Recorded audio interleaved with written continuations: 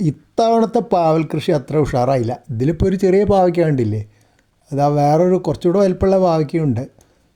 ഇതിപ്പോൾ ഒരു ഗ്രോ ബാഗിൽ 3 പാവൽ ചെടികളുള്ളതുകൊണ്ടായിരിക്കാം ഇത്ര അബദ്ധമായത്.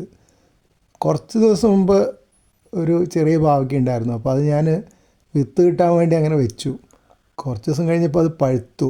തുറന്നു നോക്കിയപ്പോൾ അതിലൊന്നുമില്ല, വിത്തൊന്നുമില്ല.